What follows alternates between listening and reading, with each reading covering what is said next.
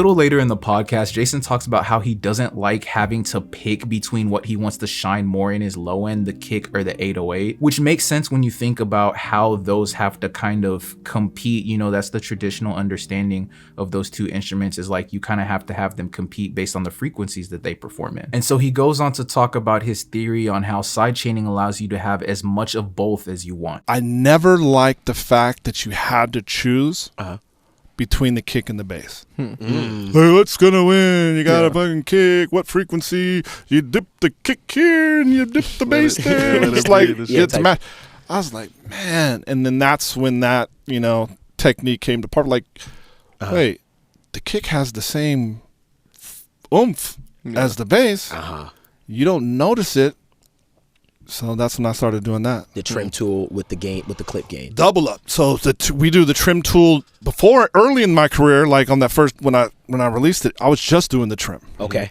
But then I got what would you think, like another dB and a half of headroom once I put the sidechain, the Soothe on top. Gotcha. We were rudimentary back in the day. We were doing like whatever compressor we thought was the fastest, and then we would have to print it and move it, because it wouldn't be fast enough. Right. You know what I mean? That's another plugin that I wouldn't. It might be integrated in Bass Invader, the greatest sidechain ever made. Like I don't understand with all the look aheads and all.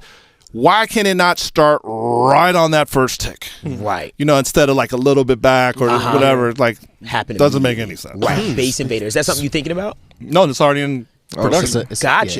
Gotcha. Speaking of, like right now. Orion's just for drums. Right.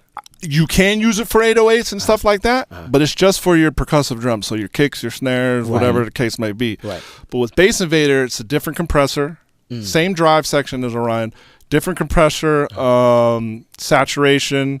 It actually splits the bass into two frequencies, so when you put the plugin on, it's automatically low end, high end. You can spread the high end. Oh, you multed it. Got you. It's crazy, and then it has the built-in greatest sidechain ever made. Right. Oh my! So you're gonna mult it within the plugin, and then just let it react to the. Wow. So that's how you're gonna have. And I got my my Duke graduate, Supreme Mix Engineer Mike working on the only task I need from him. Is for Orion and Bass Invader to communicate with each other. So you don't have to send a sidechain. It already reads the kick from the Orion. From the Orion, it just does it automatically. That's so sick. Bass Invader on the way, y'all. Wow. I just realized something absolutely hilarious. FL Studio has this terrible glitch where once you start sidechaining stuff, it'll like mess up your sidechains basically. If you're using the Fruity limiter, and I would imagine that glitch probably extends to anything you can sidechain.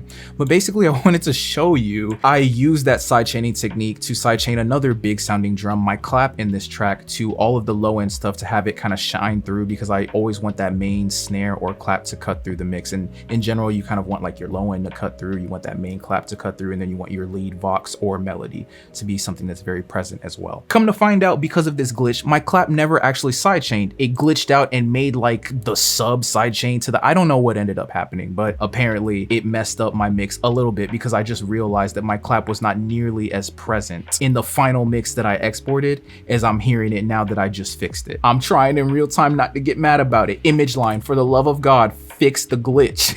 We don't need any more FL Cloud stuff. Just fix the glitches, bro. That being said, check out how this clap dips all these low end kind of instruments and stuff in this composite track and allows it to shine without me losing too much character from my low end. Now them shooters at your house, any amount, he a mouse, so we gotta take him out. Nigga broke, filet trout, we got rich by running routes. Kept this shit on fucking lock, like my name was Eddie House. Shout out all my Crips, blue band. Now if we were to turn off the sidechain, listen to it again. Now them shooters at your house, any amount, he a mouse, so we gotta take him out. Nigga broke, filet trout, we got rich by running routes. Kept this shit on fucking lock, like my name was Eddie House. So you could kind of hear how it's being covered up by everything else, because there's nothing to dip out those frequencies when it comes in, or there's nothing to dip out the signal when that clap comes in. which is what happened in my final mix. Or at least I think so. I'm gonna go back and check. I'm a little tight about it. But I do wanna show you one more example of sidechaining in another track that I will be releasing. So this is a track by Any Means that I'm working on with my homie Traby. It's gonna be dropping this December. We might push it back to January, we'll see. Your boy is actually really busy, but I do wanna show you how I've got some really dope sidechaining going from this big drum bus, which has my main snare and the main kick, sidechain to the melody composite, to the sub composite, and to the little drums as well. So if we start playing it and then we take a look at this limiter, it's receiving signal from those big drums and it's dipping signal away. And honestly, I think I want a little bit more on that melody. And then same thing, let's go here to this limiter because I'm still working on this mix in real time, honestly. Yeah, I like that impact with it too, in a shorter release and the immediate attack. I think I want an immediate attack for the melody one too. And I actually don't have one on my little drums yet. So I'm gonna drag this preset over, sidechain to this, make sure it's sidechaining the correct signal, then just set it up. I'll probably mix that. That's sounding clean. Then just check on it because you never know with that glitch, bro. You never know with that goofy glitch, man. Always check your side chains. Make sure. That's sounding clean though.